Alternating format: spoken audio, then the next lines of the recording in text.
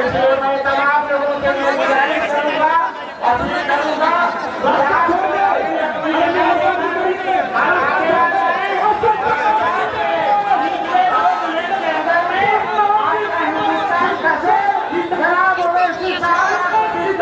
होने वाले हैं। आपके बीच में अभी 2 मिनट के समय में आपके बीच में उपस्थित होने वाले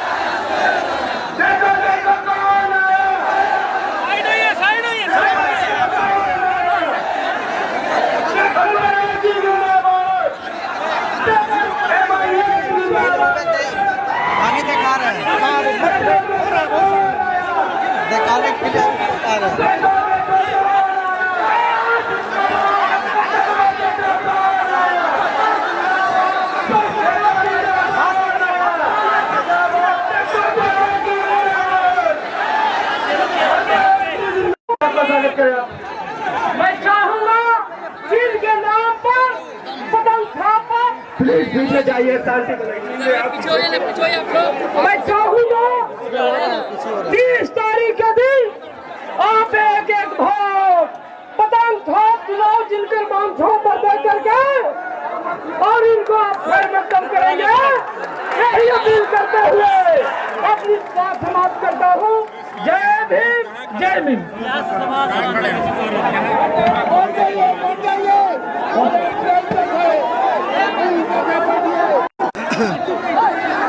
मेरे मजलिस के रुखा मौजूद हाज़रीन इकराम, मैं आप तमाम से इस बात की गुजारिश करने आया हूँ कि यहाँ से जो मजलिस के उम्मीदवार हैं, आप उनके हक में अपना एक वोट का इस्तेमाल करिए और आपकी पार्टी को यहाँ से कामयाब और कामरान करिए। झारखंड की सरजमीन पर यहाँ से पहली मर्तबा मजलिस इत्तेहादुल मुस्लिमीन इंतखाबी मैदान में आई है और मैं आपसे वादा कर रहा हूँ कि इस प्रदेश में एक मुतबादिल सियासी प्लेटफॉर्म नहीं था, आज एक मुतबादिल और अल्टरनेट सियासी प्लेटफॉर्म मजलिस इत्तेहादुल मुस्लिमीन फराहम कर रही है। मेरी आपसे गुजारिश है कि आप अपना एक वोट का सही इस्तेमाल करिए और याद रखिए कि अगर आप अपना वोट बीजेपी के खिलाफ देना चाहते हैं तो जरूर दीजिए। वहां से बीजेपी की हुकूमत को शिकस्त दीजिए, बीजेपी के पार्टी को जरूर हराइए। मगर याद रखिए, अगर आप कांग्रेस के साथ जो झारखंड मुक्ति मोर्चा का अलायंस है, अगर आप इनको वोट देंगे तो मैं आपसे बड़ी जिम्मेदारी के साथ अर्ज कर रहा हूं कि आपका वोट दोबारा उसी फिरका परस्त ताकतों के हक में वोट जाएगा। याद रखिए कि महाराष्ट्र में कांग्रेस ने शिवसेना के साथ इत्तेहाद करके वहां के जितने लोगों ने, खास तौर से मुस्लिम अक़लियत ने और हमारे सेकुलर जहन रखने वाले हमारे भाई और बहनों ने जो वोट किया, महाराष्ट्र में कांग्रेस पार्टी ने शिवसेना जैसी एक फिरका परस्त पार्टी के साथ मिलकर महाराष्ट्र में हुकूमत बनाने जा रही है। मैं आपसे अपील करने आया हूं कि अगर आप सही मानों में सेकुलरिज्म को जिंदा रखना चाहते हैं तो आप ना बीजेपी का साथ दीजिए, ना झारखंड मुक्ति मोर्चा या फिर कांग्रेस पार्टी का साथ दीजिए, बल्कि यहाँ से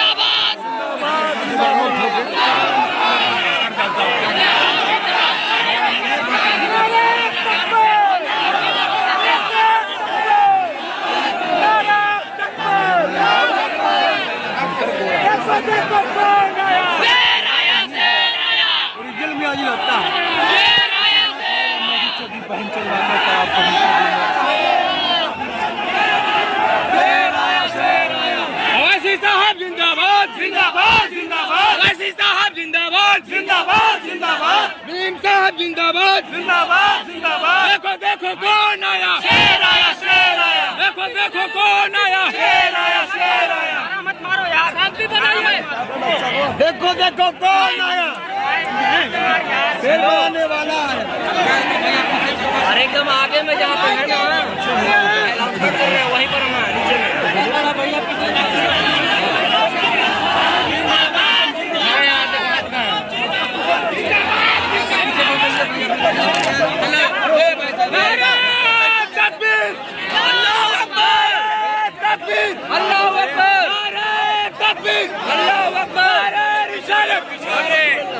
अरे पीछे हो यार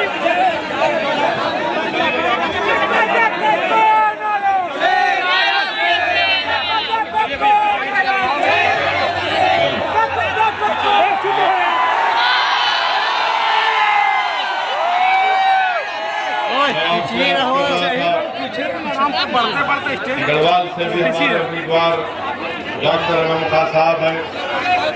मेरा सुबह में वहां पर प्रोग्राम था, मगर हमारे सियासी दुश्मनों की साजिश की वजह से हम वहां पर नहीं जा सके। मगर मैं हमारे सियासी दुश्मनों से वादा कर रहा हूं कि इंशाअल्लाह ताला अल्लाह ने चाहा और आपकी दुआओं से डॉक्टर इमाम खान जब कामयाब होंगे तो मैं जरूर वहां पर आऊंगा और आप तमाम का मैं शुक्रिया अदा करूंगा।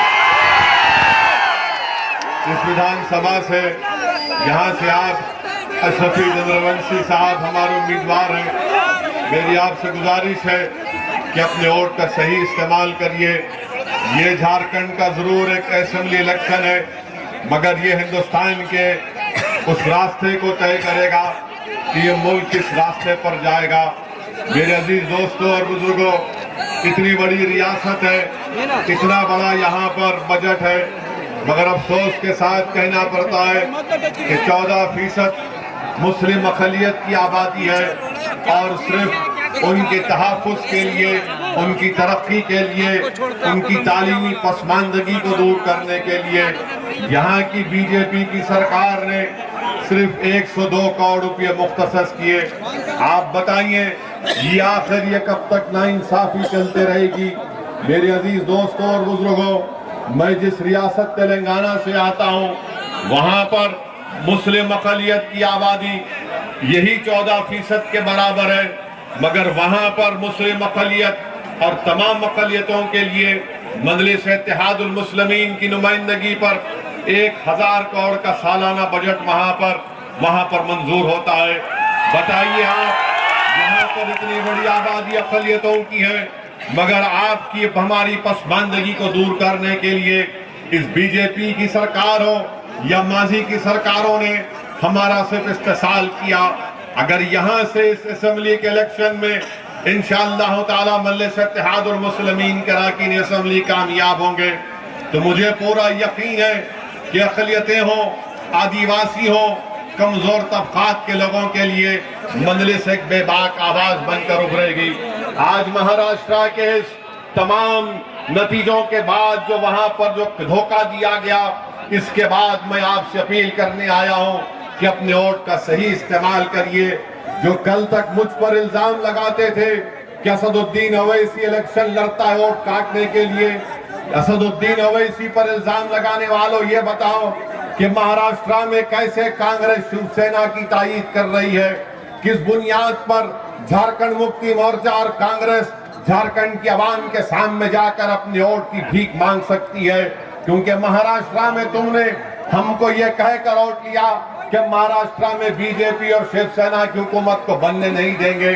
मैं आपसे अपील करने आया हूं कि याद रखिए, अब कांग्रेस के दिल फरेब बातें हो या फिर मोदी के वो झूठे ख्वाब हो, इन पर आपको भरोसा करने की जरूरत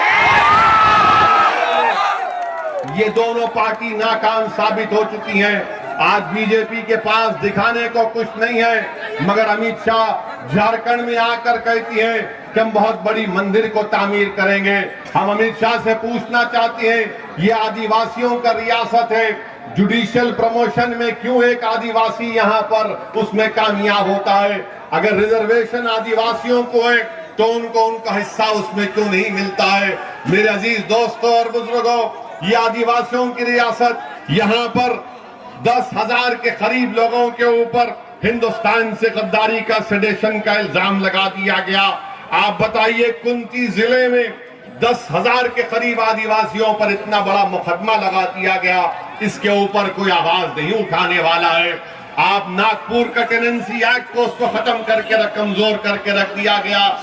बीजेपी के पास दिखाने को कुछ नहीं है। आप जब इनसे पूछते हैं कि बताओ तुमने इस रियासत में गरीबी के खात्मे के लिए क्या किया, तुमने नौजवानों के रोजगार के लिए क्या किया, तो कहेंगे अपने कश्मीर से 370 का खात्मा कर दिया और हम मंदिर बनाने जा रहे हैं। अरे आप हुकूमत इसलिए तो नहीं कर रहे थे कि सिर्फ जज्बाती बातें कर कर लोगों में फिरकावारा मुनाफरत को फैलाया जाए।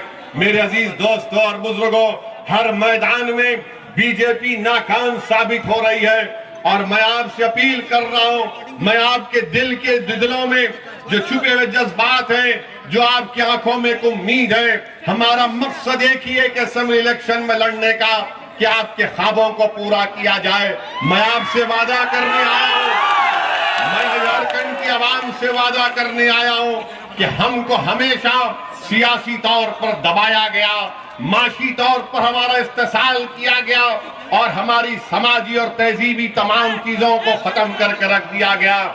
अगर आप सियासी तौर पर अपने आप को दबाने से बचना चाहते हैं, अगर आप चाहते हैं कि सियासत में, झारखंड की सियासत में आपका एक मुकाम हो, अगर आप चाहते हैं कि तरक्की के मौके तालीम के मैदान में हमारे मासूम बच्चे और बच्चियों को मिले, अगर आप चाहते हैं कि आपकी तहजीब, आपकी जबान और आपकी सकाफत की हिफाजत हो, तो मैं आपसे अपील कर रहा हूं कि मजलिस इत्तेहादुल मुस्लिमीन के उम्मीदवारों का साथ दीजिए। यहां से शफीक मुंशी साहब और डॉक्टर अहमद खान को कामयाब करिए और याद रखिए, ये बीजेपी, जेएमएम और ये कांग्रेस का इत्तेहाद ये सिर्फ वोट बटोरने के लिए है। ये सेकुलरिज्म के नाम पर हमको धोखा देती आए हैं और बीजेपी बार बार कहती है कि हमने ट्रिपल तलाक को खत्म कर दिया। अरे तुम याद रखो, तुम कौन सा भी कानून लाकर जो चाहे करना है कर लो, मगर मैं अपनी जिंदगी को गुजारूंगा उस रास्ते पर गुजारूंगा जिसका हक हिंदुस्तान के संविधान ने मुझे दिया है। हमसे कहता है कि हम अपने मजहब पर चलें, अपनी तहजीब पर चलें, अपनी सकाफत पर फख्र करें और इंशाअल्लाह ताला हम अपनी तहजीब और तमद्दुन की हिफाजत करते रहेंगे। रहा सवाल अमित शाह का, अगर झारखंड के इलेक्शन में आकर अमित शाह ने मंदिर की बात की, तो फिर क्या मैं क्या मस्जिद की बात नहीं कर सकता हूं? बताइए आप। मंदिर की बात करते हैं। अरे 5 साल में आपकी बीजेपी के रघुवर दास की सरकार ने झारखंड की आवाम से धोखा दिया है, इनके लिए कुछ काम नहीं किया है। मेरे अजीज दोस्तों और बुजुर्गों, मेरी आपसे एक ही गुजारिश है कि आज आपको होश के नाखून लेकर सोचना पड़ेगा। आप देख रहे हैं कि हर तरीके से नाइंसाफियों का हमको सामना करना पड़ रहा है, हर तरीके से हमको कमजोर करने की कोशिशें की जा रही है। अब तो बात हमारी शनाख्त पर आ गई, अब तो बात हमारी हर चीज पर आ चुकी है। इसलिए इस पुराशूब दौर में ये जरूरी है कि आपकी एक बेबाक सियासी आवाज हो। सेकुलरिज्म की कामयाबी उस वक्त होगी जब यहां से आप अशरफी रघुवंशी को कामयाब कर कर दिखाएंगे, ये सेकुलरिज्म की कामयाबी होगी। सेकुलरिज्म की कामयाबी हरगिज नहीं हो सकती कि तुमने बीजेपी से नाराज होकर कांग्रेस और जेएमएम के अपने हक में अपने वोट का इस्तेमाल कर दिया। ये तमाम के तमाम सेकुलरिज्म पर कॉम्प्रोमाइज कर चुके हैं। तारीख जानती है, आप जानते हैं कि यही जेएमएम ने एक वक्त बीजेपी का भी साथ दिया था। आज कांग्रेस पार्टी महाराष्ट्र में उन तमाम लोगों को धोखा देकर शिवसेना को तायीद कर रही है।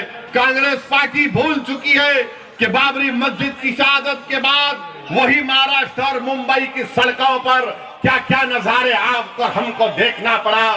कांग्रेस पार्टी भूल चुकी है कि 93 जनवरी में किस तरह मुंबई की सड़कों पर हमारी बहनों को बेवा होना पड़ा, हमारे बच्चों को यतीम होना पड़ा। ये असदुद्दीन अवैसी नहीं कह रहा है, बल्कि जस्टिस श्री कृष्णा कमीशन की रिपोर्ट में मेरी तबाही की दास्तान लिखी गई थी, जिसको कांग्रेस पार्टी ने आज बुला दिया।